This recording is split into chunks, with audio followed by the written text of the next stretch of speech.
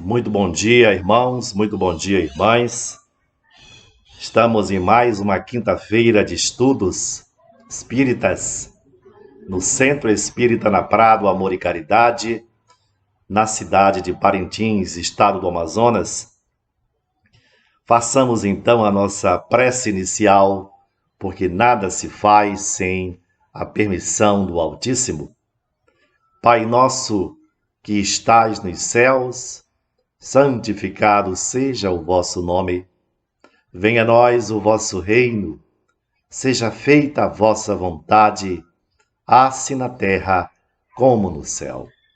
O pão nosso de cada dia nos dai hoje. Perdoai as nossas ofensas, como devemos nós perdoar os que nos ofenderam. E não nos deixeis cair em tentações, livra-nos de todo o mal. Livra-nos de todo o mal, Deus misericordioso, e aqui estamos em mais um dia de estudos, meus irmãos e irmãs. Hoje nós iremos, ainda dentro do maravilhoso Livro dos Espíritos, coordenado por Kardec, falar um pouco sobre as penas e os gozos futuros, o nada, a vida futura, da intuição das penas, da intervenção do Pai, da natureza das penas. Na questão 958, nós temos: por que tem o homem instintivamente horror ao nada? Nós temos esse horror. Mas por quê? Respondem os espíritos: porque o nada não existe. Quantos se enganam ou tentam se auto-enganar? Então os espíritos respondem: o nada não existe. De onde nasce para o homem o sentimento instintivo da vida futura? Já temos dito, respondem, antes de encarnar, o espírito conhecia todas essas coisas e a alma conserva uma vaga lembrança do que sabe e do que viu no estado espiritual. Então, antes de estarmos aqui no mundo terreno, nós estávamos no plano espiritual e nós conservamos uma vaga lembrança do que fazíamos, do que éramos, de todas as nossas atividades. É que, mergulhados no mundo, mergulhados no corpo físico, nós não nos lembramos. Então, essa vaga lembrança é que nos causa esta intuição de dizer a nós mesmos: existe uma vida futura. A ideia do nada, acrescenta Kardec, a ideia do nada tem qualquer coisa que repugna à razão. O homem que mais despreocupado seja durante a vida, em chegando o momento supremo, pergunta a si mesmo o que vai ser dele e, sem o querer, espera. Ora, quantas vezes nós já vimos esta cena? Passamos a vida fazendo as nossas atividades, muitos totalmente descrentes da vida futura, mas ao pressentir o grande retorno, ele pergunta a si mesmo: o que será? O que é que tem após a morte? Qual é a minha vida futura? E ele traz isto em sua intuição. Então, Deus, se o nada existisse após a morte, isto repugna, como diz Kardec, a razão. Muito bem. De onde se origina a crença com que deparamos em todos os povos na existência de penas e recompensas por vindouras? É muito comum. As religiões, todas elas, falam de penalidades pelos nossos erros e de paraísos futuros ou de recompensas futuras?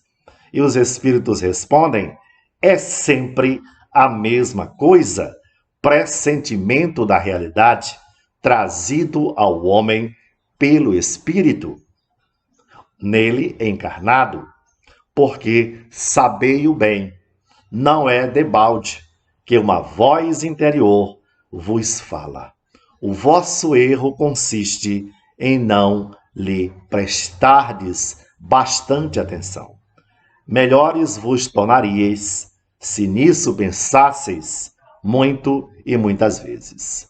Eis mais uma vez que esta intuição de uma vida futura, de uma felicidade futura, de uma penalidade para quem não faz o bem, ela está intuitivamente em nós, porque já viemos do plano espiritual e, momentaneamente, por prova, estamos esquecidos desta vida espiritual que tínhamos antes do nascimento. Qual o sentimento que domina a maioria dos homens no momento da morte? A dúvida, o temor ou a esperança? Uma pergunta muito bela. Qual é o maior sentimento que o homem tem diante do seu retorno à pátria espiritual? A dúvida, o temor ou a esperança? E os espíritos sabiamente respondem: a dúvida nos céticos empedernidos. Então, ele está cheio de dúvidas por sua falta de crença em Deus. É um cético, em nada ele crê. O temor nos culpados e a esperança nos homens de bem. Uma resposta muito bela que nós devemos refletir sobre ela. Vencer este nosso ceticismo, buscar a correção dos nossos erros e mantermos o coração cheio de muita esperança, porque a vida continua após a morte deste corpo físico que retornará ao pó. Como pode haver céticos? Pergunta Kardec, uma vez que a alma traz ao homem o sentimento das coisas espirituais. Eles respondem: eles são em número muito menor do que se julga. Muitos se fazem de espíritos fortes durante a vida, somente por orgulho, no momento da morte, porém deixam de ser tão fanfarrões. O termo utilizado pelos espíritos aqui é fanfarrões. Mas vamos na realidade prática da vida.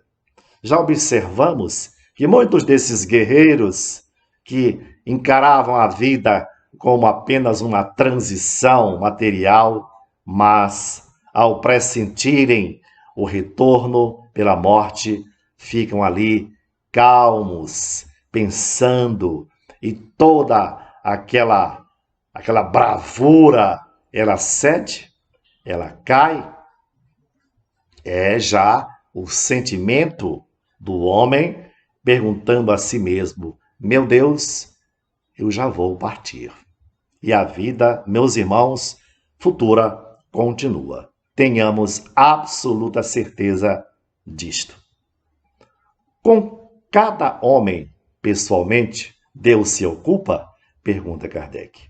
Não é ele muito grande e nós muito pequeninos para que cada indivíduo em particular tenha a seus olhos alguma importância? Será que Deus se preocupa com cada um de nós, mesmo pequeninos? E os espíritos respondem: Deus se ocupa com todos os seres que criou. Por mais pequeninos que sejam, nada para a sua bondade é destituído de valor. Então, meus irmãos e irmãs, todos nós, todas as criaturas criadas pelo Pai têm importância para Ele.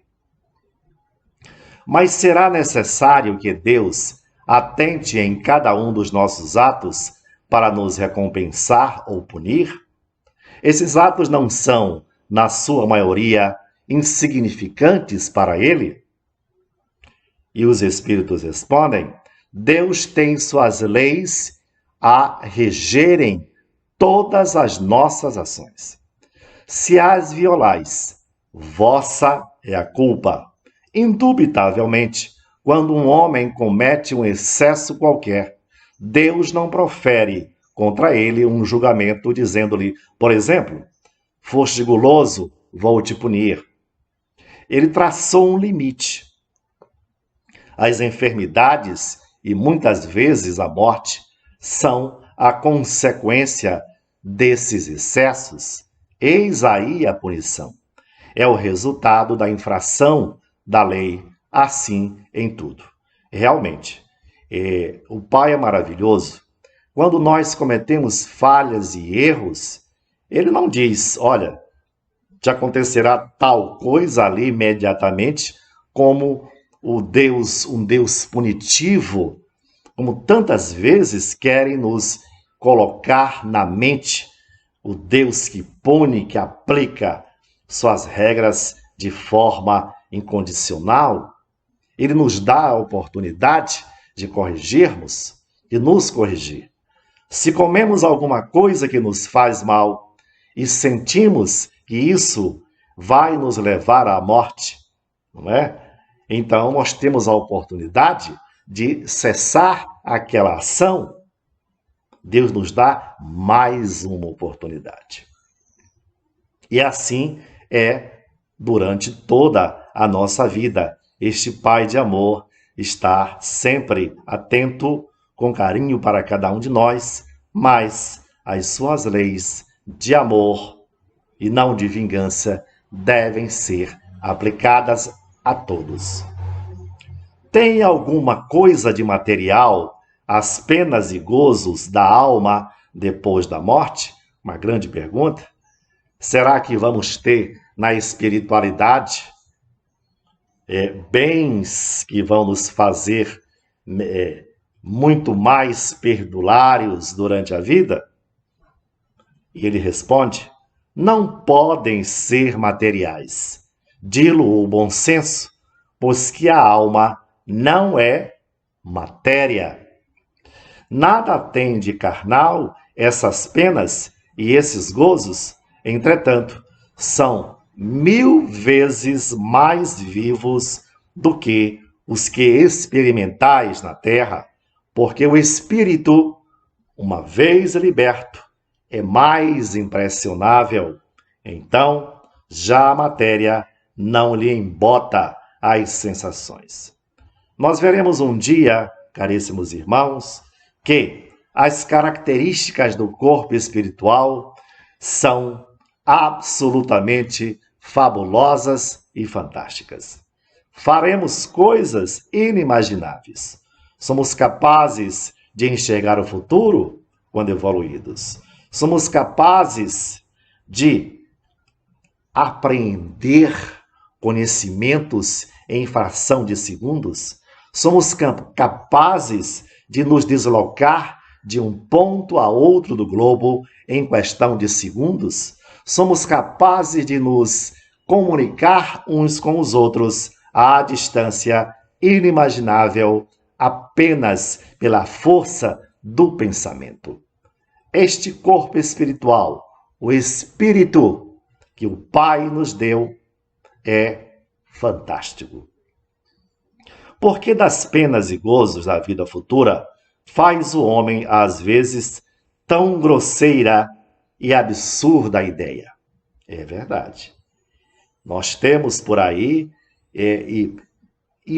as mais estapafúrdias ideias do que seja o bem ou a vida futura, do que seja esta felicidade que Jesus nos indicou, nos apontou para aqueles que vivem no bem e no respeito às leis do Pai. Eles respondem: inteligência que ainda não se desenvolveu bastante. Compreende a criança as coisas como o adulto? Isso, ademais, depende também do que se lhe ensinou. Aí é que há a necessidade de uma reforma. Vejam que os espíritos deixam nas entrelinhas. Olhem, nós fomos ensinados desde pequeno pelos religiosos de que a vida se encerraria com a morte. Nós fomos ensinados pelos religiosos, de uma forma geral, deste inferno eterno. Nós fomos ensinados de que Deus, ele é um Pai rigoroso e até certo ponto vingativo.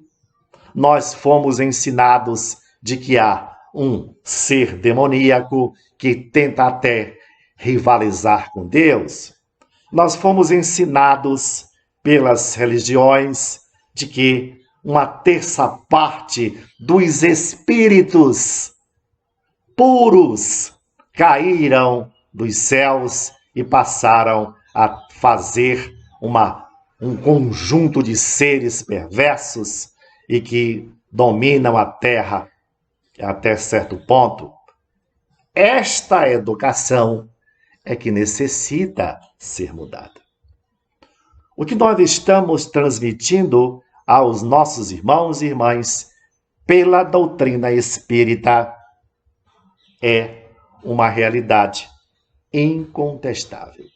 Podemos até espernear, mas o que os espíritos dizem quando nós vamos sentar à mesa, à nossa cama e pensar, e nós vamos concluir, bem, alguma coisa há depois desta vida.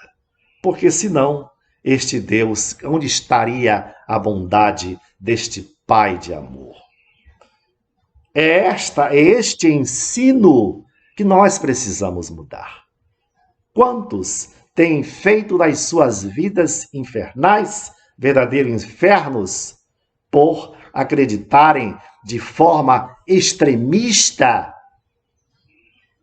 de forma literal, em algumas passagens do Antigo Testamento e fazem disto uma religião. Nós precisaremos rever, reestudar tudo isto. E a doutrina dos Espíritos aí está para nos estender as mãos.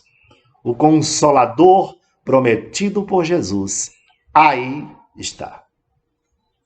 Muitíssimo incompleta é a vossa linguagem para exprimir o que está fora de vós. Teve-se, então, que recorrer a comparações e tomastes como realidade, as imagens e figuras que serviram para essas comparações. À medida, porém, que o homem se instrui, melhor vai compreendendo o que a sua linguagem não pode exprimir. Nós precisamos, queridos irmãos e irmãs, abrir os nossos pensamentos e enxergar, observar o quanto esse Deus de amor é maravilhoso. Jesus não pôde dizer tudo que tinha a dizer à humanidade na época em que veio ao mundo, porque aqueles irmãos encarnados e desencarnados não suportariam estas verdades. Em que consiste a felicidade dos bons espíritos? Uma grande questão.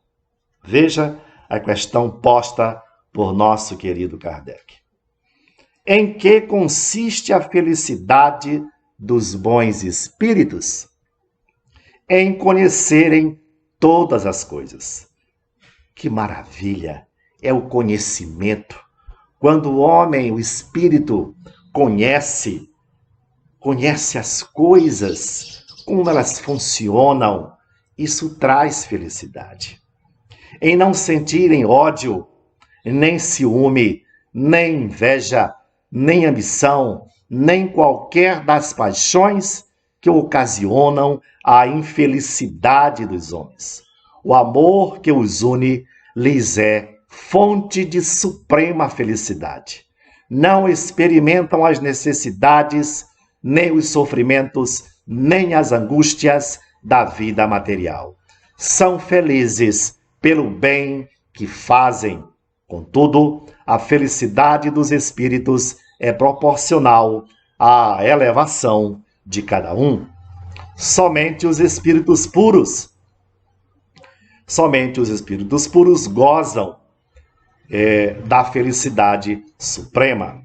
Então vejam que essa felicidade, ela não é um pote de ouro. Essa felicidade não é estarmos num paraíso sem trabalho, não é estarmos em um paraíso sem nada a fazer. É esta reforma que nós todos precisamos rever, estes pontos de vista que não se casam com a beleza da doutrina de Jesus, que trabalhou por toda a vida, durante todo o tempo que esteve no mundo e continua incansavelmente com suas mãos misericordiosas a nos conduzir nesta terra. O entendimento desta felicidade, meus irmãos, entre diversos credos religiosos é muito divergente. Infelizmente, muito divergente. Vejam a que ponto isto pode chegar.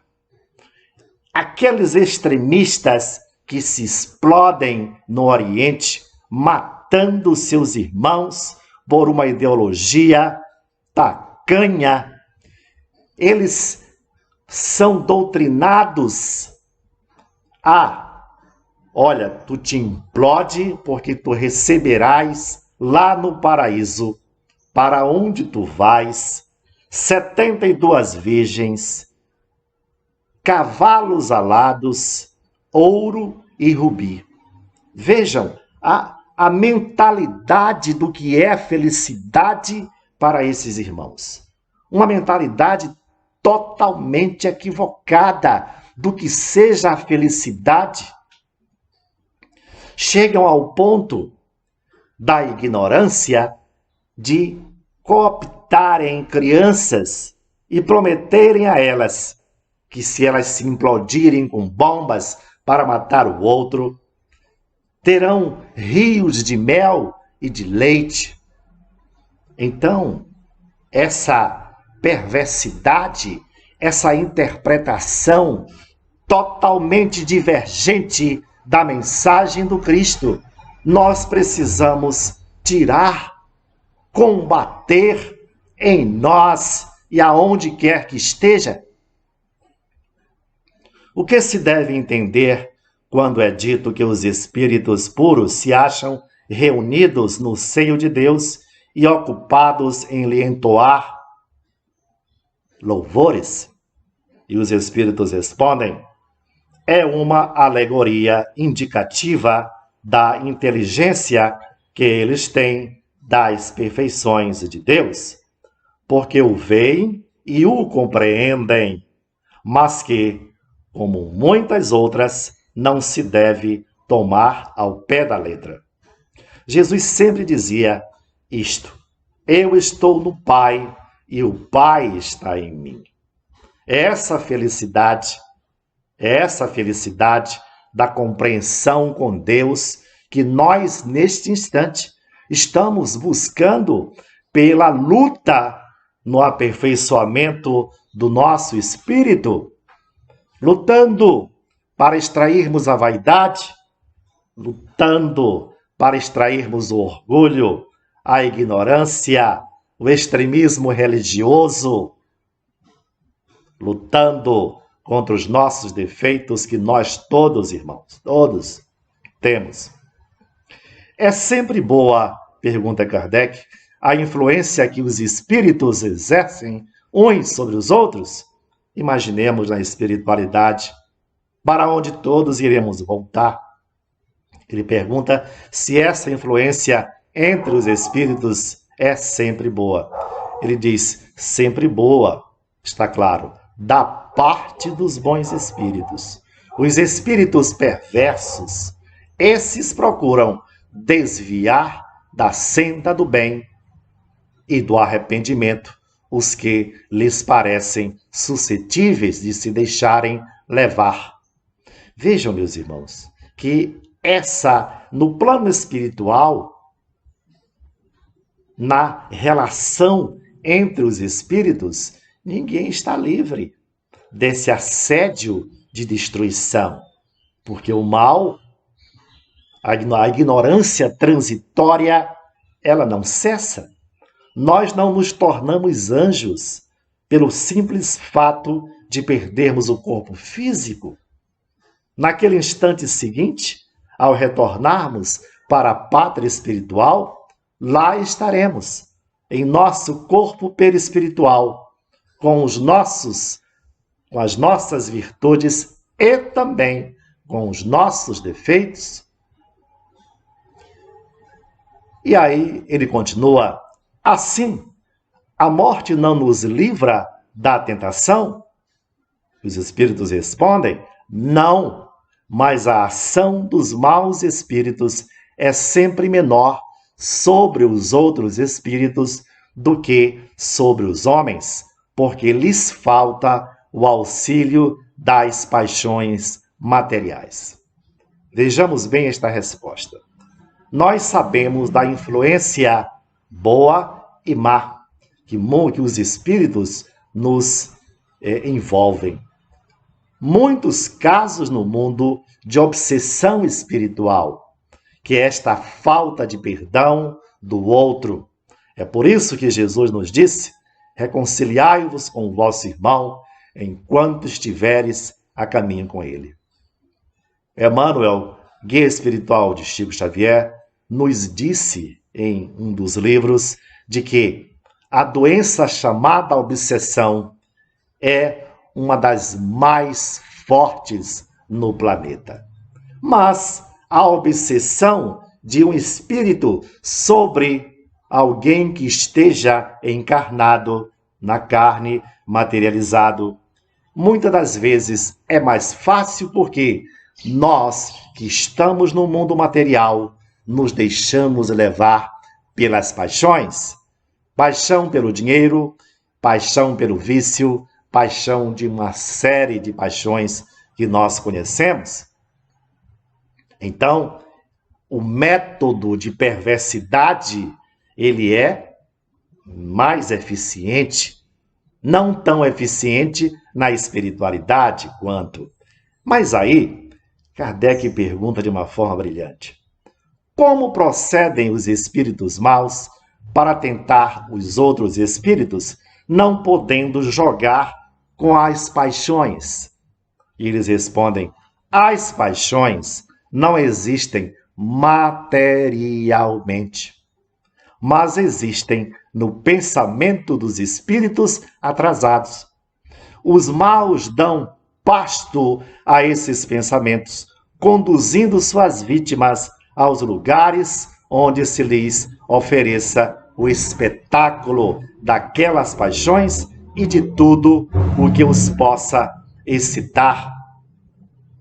Então, ele diz: mas de que servem essas paixões se já não tem objeto real? Na continuidade dos questionamentos de Kardec. Aí ele diz: nisso precisamente é que lhes está o suplício. O avarento vê ouro que lhe não é dado possuir.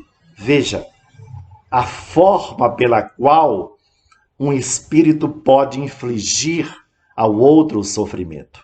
Ao descobrir nele a paixão pelo ouro, o faz enxergar o ouro que não pode possuir. E isso, meus irmãos, por todas as características do espírito, dessa criação mental, eles são capazes de fazer. Nós temos, infelizmente, essa capacidade. E aí ele diz: ao devasso, às orgias que não pode tomar parte. Há uma criação mental e o espírito anexado à devassa, ele ali permanece com aquela paixão criada no campo mental que o infelicita, que o deixa infeliz por muito tempo. É uma forma de obsessão, é uma forma de vingança, é uma forma de ódio, é uma forma, infelizmente, de ignorância. O orgulhoso honra-as que lhe causam inveja e de que não pode usufruir. Então, nós estamos observando estas formulações terríveis que nós precisamos, desde já, meus irmãos, desfazermos-nos destas paixões doentias que nos podem causar mal desde já e na pátria espiritual. Mas de que servem? Já vimos aqui, né? Em outra questão, ele diz: quais os sofrimentos maiores a que os espíritos maus se veem sujeitos? A pergunta é bem interessante. Qual é o maior sofrimento que os maus espíritos se veem envolvidos na espiritualidade? Ele responde: não há descrição possível das torturas morais que constituem a punição de certos crimes. Mesmo o que as sofre teria dificuldade em vos dar uma ideia. Então, esses sofrimentos no plano espiritual, não tenhamos medo, vamos nos reformar moralmente e fazermos o bem. Ele diz, na continuidade da resposta: indubitavelmente, porém, a mais horrível consiste em pensarem que estão condenados sem perdão. Vejam, meus irmãos, esta questão. Os espíritos, a maior dor que sentem diante dos sofrimentos é de pensarem que não terão perdão. Mas vejam que muitos de nós fomos ensinados deste inferno eterno, desta chama eterna. E por conta desses ensinamentos, muitos têm o sofrimento superlativo no plano espiritual, porque acham que aquele sofrimento será eterno.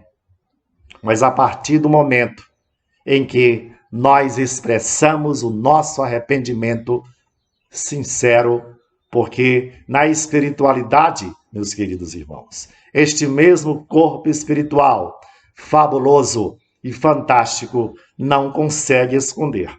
Então, não se diz, eu me arrependo da boca para fora.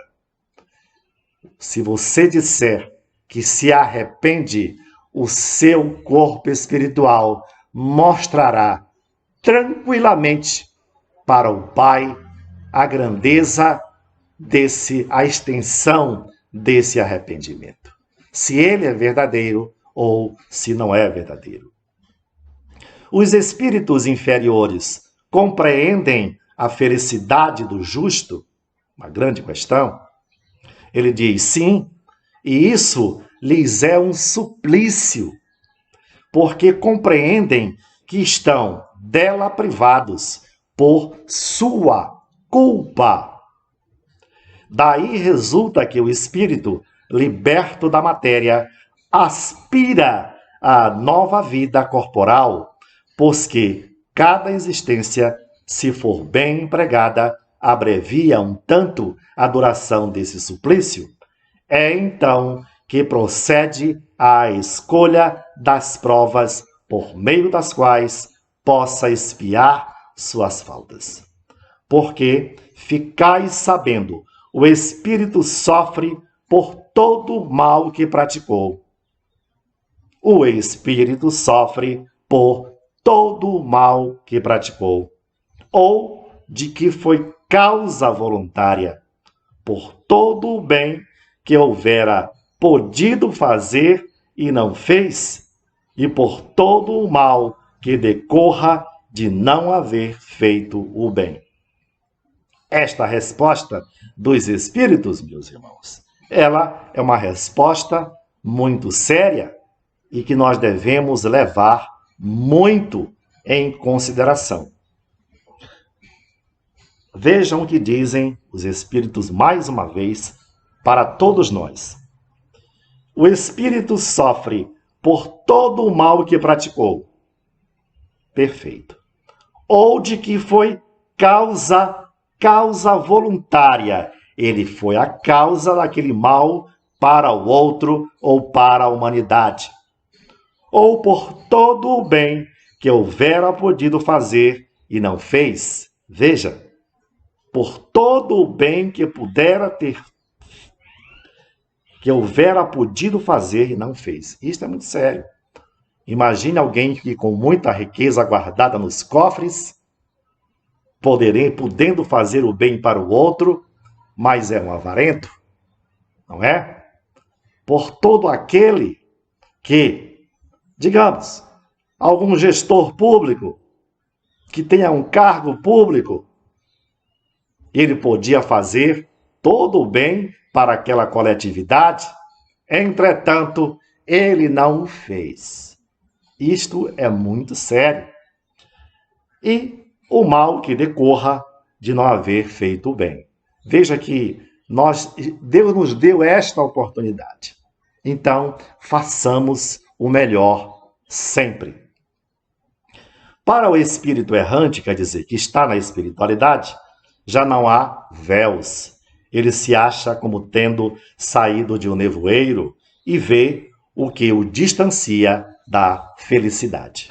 Então, veja, meus irmãos, que nós, ao estarmos no plano espiritual, vemos a felicidade dos justos e nós queremos tê-la também. É natural, mas para isto, o primeiro passo é remodelarmos o nosso espírito. É por isto que há, no plano espiritual hoje, meus irmãos, muitos espíritos buscam a reencarnação, mas nem a todos é concedida de imediato.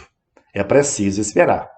Há uma fila imensa de irmãos desejando mergulhar na carne para se aprimorarem, para resgatarem suas dívidas, seus erros e avançar. Portanto, não joguemos fora a nossa reencarnação. A lembrança das faltas que a alma, quando imperfeita, tenha cometido, não lhe turba a felicidade, mesmo depois de se haver purificado? E eles respondem, não, porque resgatou suas faltas e saiu vitoriosa das provas a que se submetera para esse fim. O laço de simpatia que une os espíritos da mesma ordem constitui para eles uma fonte de felicidade? Eles respondem, os espíritos entre os quais há recíproca simpatia para o bem encontram na sua união um dos maiores prazeres, visto que não receiam vê-la turbada pelo egoísmo, formam no mundo inteiramente espiritual famílias pela identidade de sentimentos, consistindo nisto a felicidade espiritual.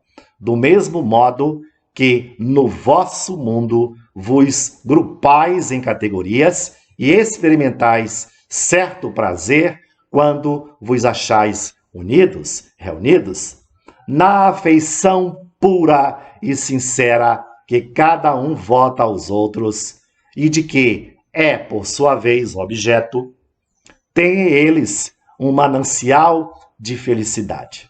É a nossa família espiritual. Porquanto não há, nestes casos, falsos amigos nem hipócritas.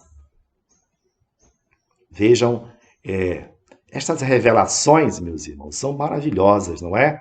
Então, certas colônias espirituais que abrigam espíritos que têm o mesmo objetivo, a mesma missão, o mesmo amor, as amizades são sinceras, muito diferente das relações que muitas vezes permeiam a sociedade aonde vivemos. Muito bem.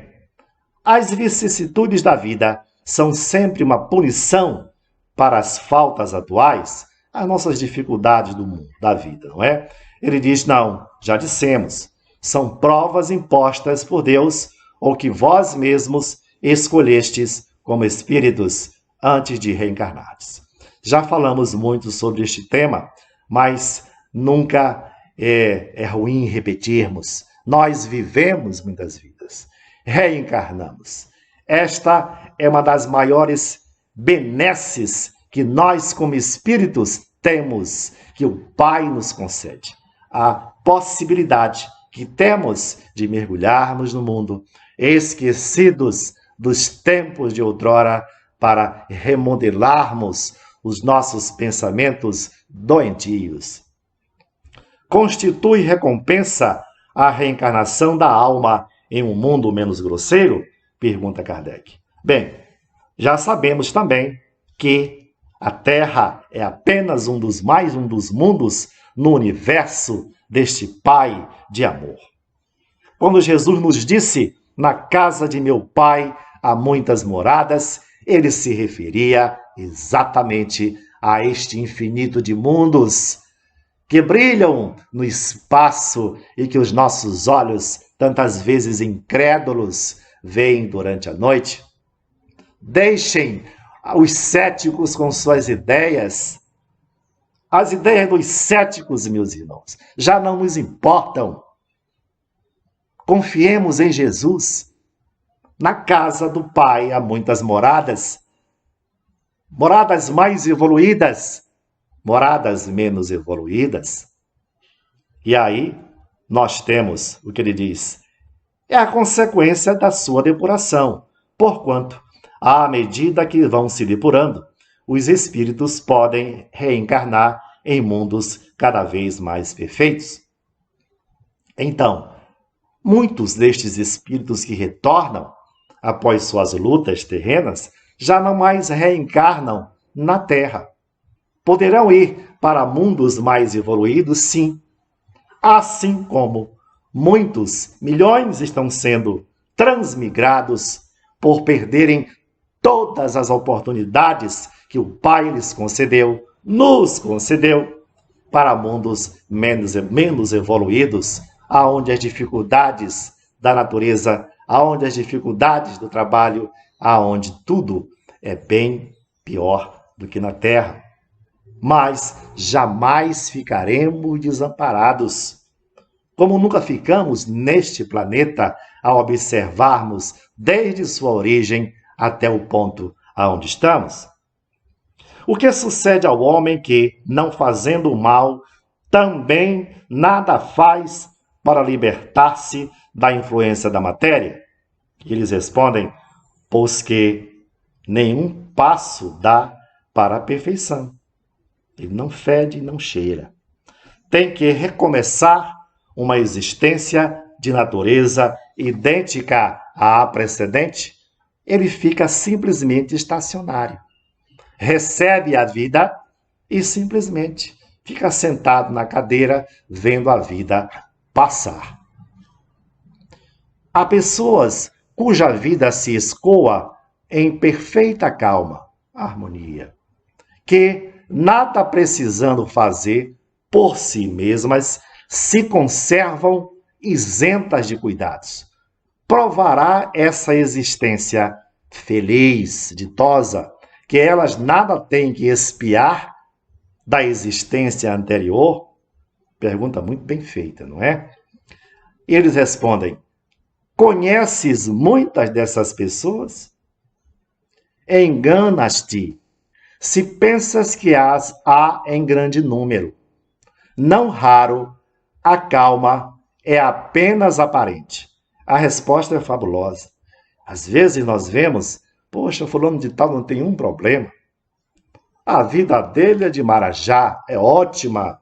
Oh, que coisa. Eu queria ser fulano de tal. Mal sabendo os problemas que aquele ser, que aquele irmão, que nós enfrentamos dentro de nós mesmos.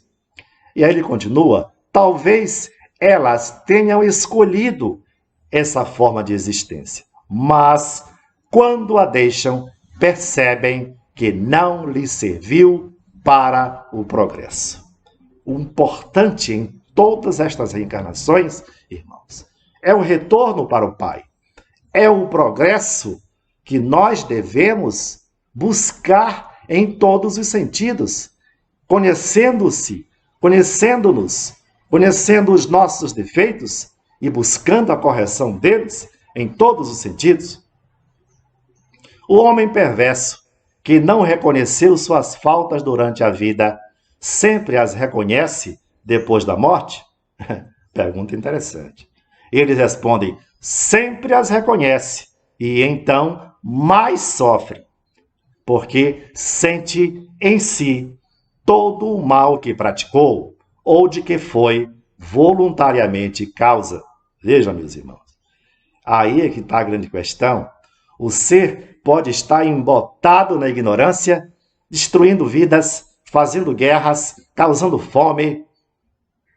E aí você diz, ele está cego, muito bem, mas ao retornar para o plano espiritual, ele vai, por imposição da lei, reconhecer as suas faltas. E aí vem, contudo, o arrependimento. Nem sempre é imediato. Há espíritos que se obstinam em permanecer no mau caminho, não obstante os sofrimentos por que passam. Então, o ser volta, ele reconhece o mal que ele fez, mas ele não se arrepende. Ele permanece, às vezes, por séculos, milênios, com a intenção de até de aumentar o mal que faz. E aí ele diz, porém, mais cedo ou mais tarde, reconhecerão errada a senda que tomaram e o arrependimento virá. Para esclarecê-los, trabalham os bons espíritos e também vós podeis trabalhar. Todos nós trabalhamos nesse sentido. É comum a gente estar esclarecendo o outro, ou o outro está nos esclarecendo. Olha, fulano, está errado. Dá para melhorar? E o outro dá aquele pontapé. Não, beleza.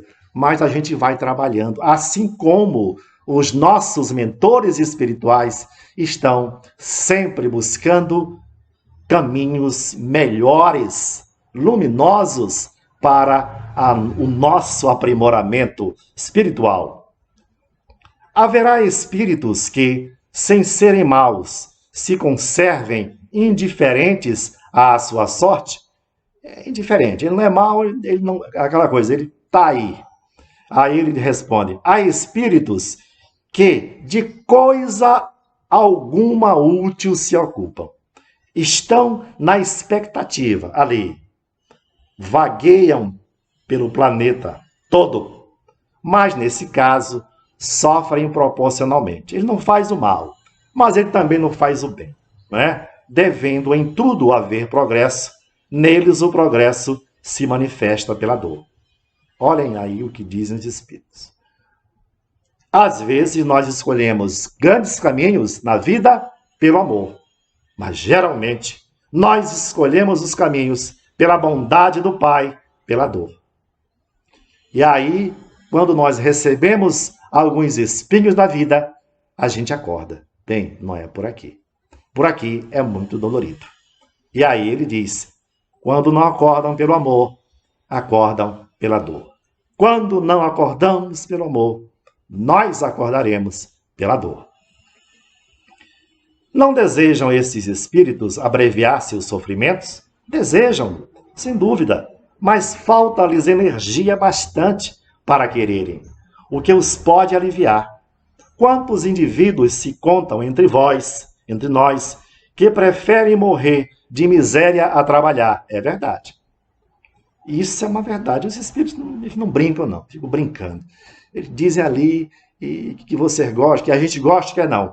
Quantas pessoas preferem morrer na miséria a trabalhar? Milhões no planeta inteiro, não é? Então, este ser, ele leva essa mesma característica negativa para o plano espiritual. Veem-se os espíritos de notória inferioridade, acessíveis aos bons espíritos, aos bons sentimentos e sensíveis às preces por eles que se fazem. Vou repetir. Veem-se espíritos de notória inferioridade, acessíveis aos bons sentimentos e sensíveis às preces que por eles se fazem. Ponto. Como se explica que outros espíritos que deveramos supor mais esclarecidos revelem um endurecimento e um cinismo dos quais coisa alguma consegue triunfar? A pergunta é fantástica. Às vezes você faz uma prece, ou às vezes um espírito simples, humilde, se manifesta. Você conversa ali, ele atende, mas aí aparece um desses esclarecidos, cheios de conhecimento, e aí ele diz: esses espíritos são tão endurecidos. Ele respondem: a prece só tem efeito sobre o espírito que se arrepende. Olhem bem, a prece só tem efeito sobre o espírito que se arrepende.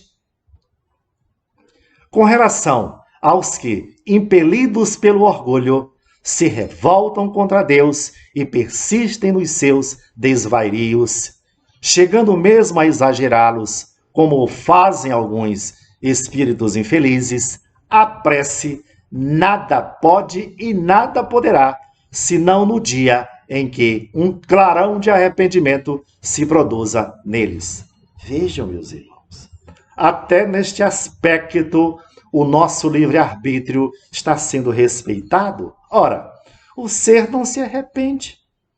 Ele fez o mal, continua a fazer o mal e ele não se arrepende. Então as nossas preces, diante destes casos, não têm eficácia. Talvez fique ali, sabe, colocando e mudando, mas não tem o condão de instantaneamente nos mudar os pensamentos. Isto vai depender fundamentalmente de nós como espíritos, de desejarmos o bem, de buscarmos a melhoria e nos arrependermos das faltas que cometemos contra nós, contra o outro e contra o mundo. Basta o arrependimento durante a vida para que as faltas do espírito se apaguem e ele ache graça diante de Deus? Grande questão.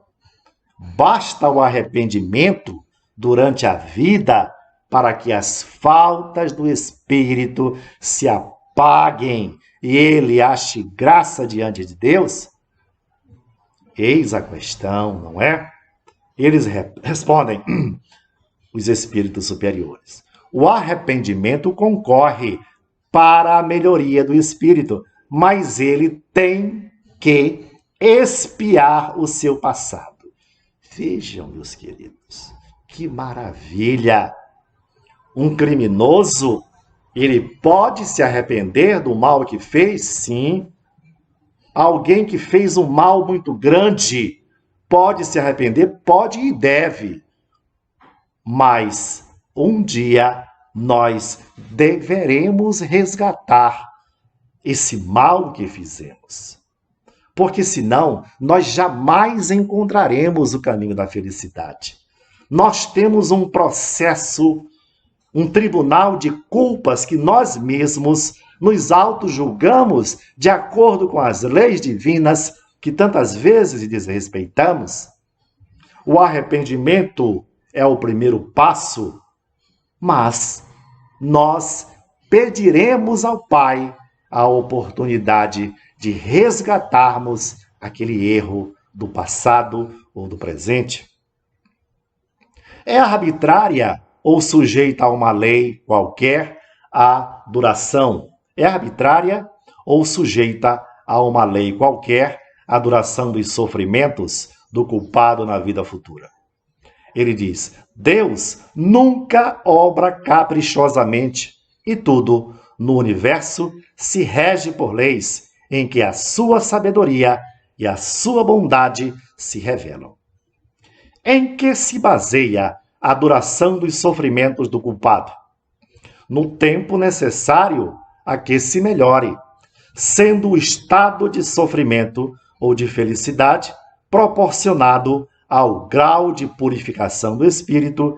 A duração e a natureza dos seus sofrimentos dependem do tempo que ele gaste em melhorar-se. Ao espírito sofredor, o tempo se afigura tão ou menos longo do que quando estava vivo. Veja, quando o espírito está na espiritualidade, talvez aí em estado de sofrimento, ele tem noção da contagem do tempo? E eles respondem: parece-lhe mais longo. Para ele não existe sono. Só para os espíritos que já chegaram a certo grau de purificação, o tempo, por assim dizer, se apaga diante do infinito. Então, é bem comum, nesses relatos dos livros espíritas, há irmãos que ali permanecem 50, 60, 70 anos e ele nem se apercebe. Às vezes o espírito está ali embotado na sua ignorância por várias décadas, perdendo tempo, mas ele perde também a noção do próprio tempo. Esta é uma imposição da lei. Poderão durar eternamente os sofrimentos do espírito? Aqui nós estamos entrando já num campo das penas eternas. Estas penalidades que nós recebemos, elas são eternas? E aí os espíritos respondem: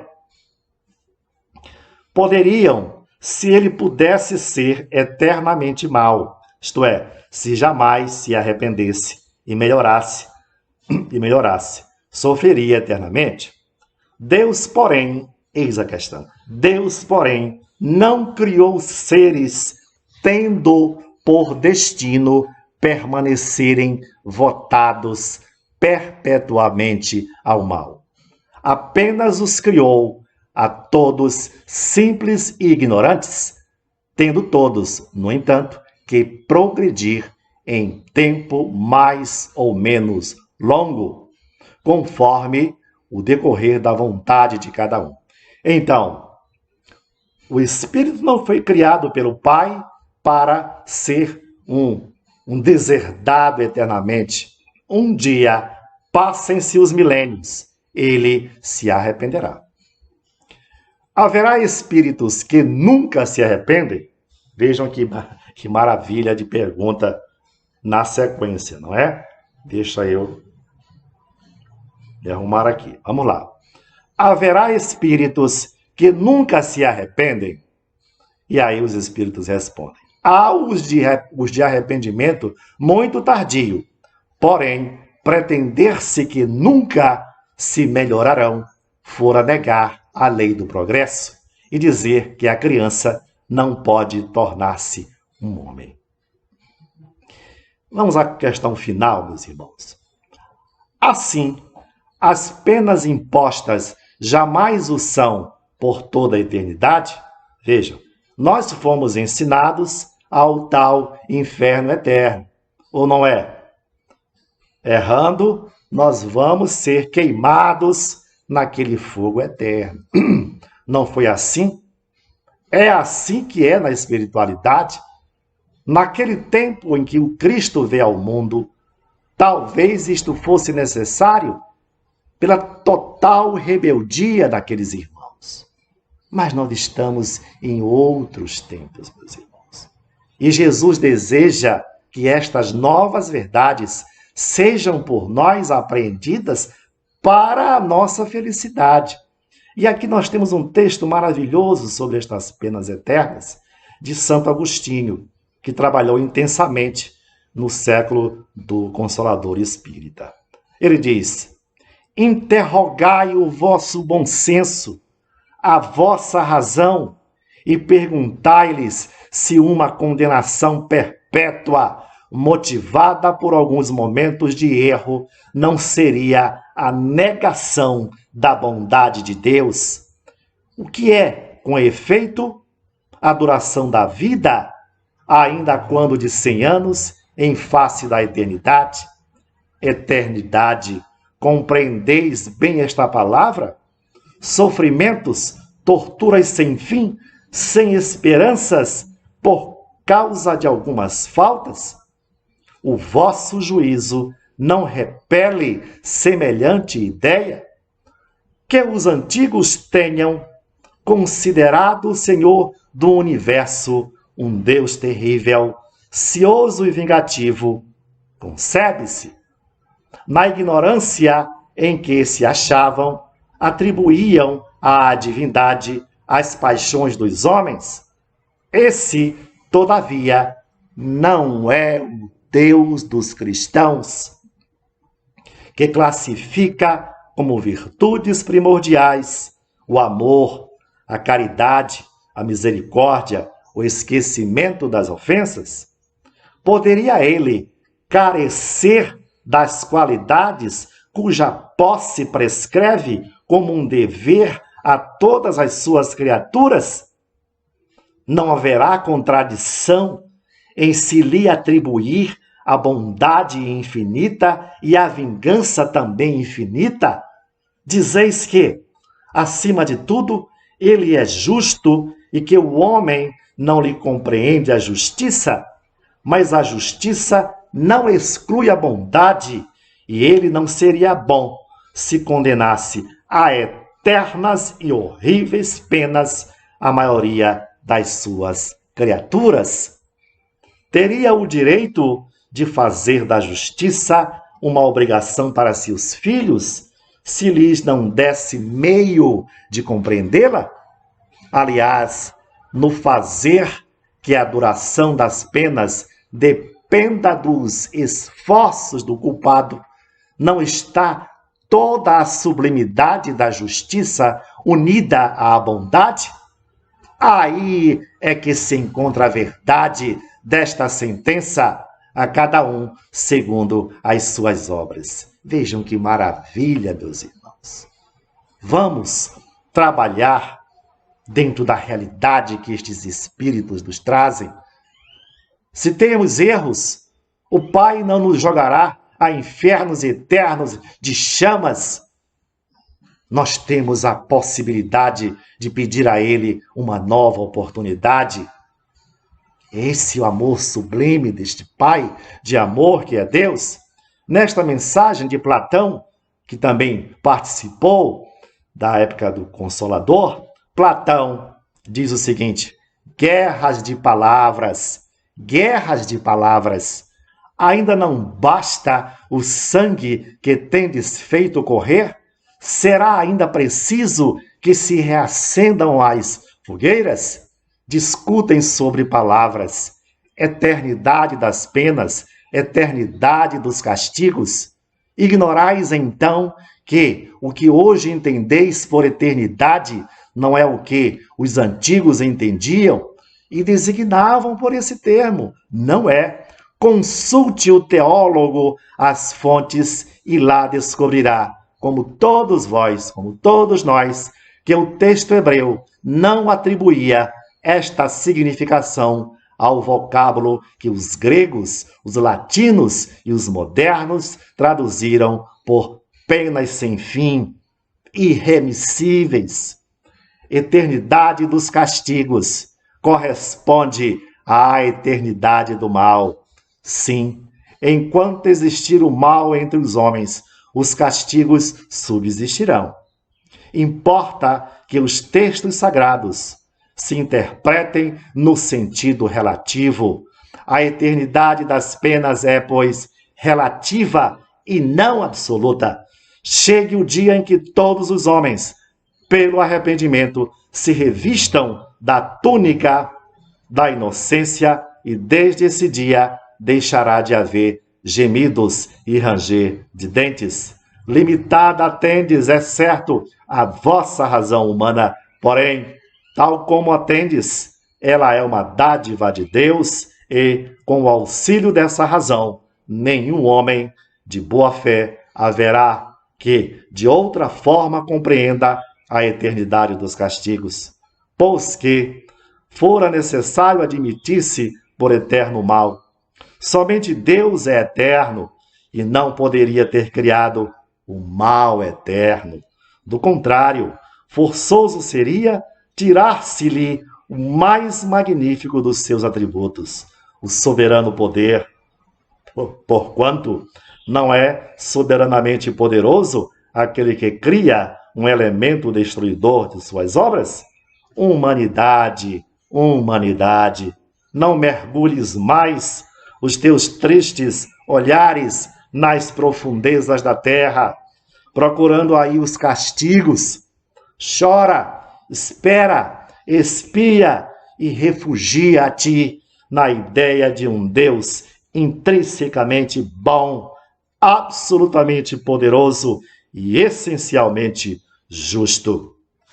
Eis, meus irmãos, a verdade dos Espíritos. Vamos crer nestas verdades trazidas pelo amor deste mesmo Pai que nos quer bem.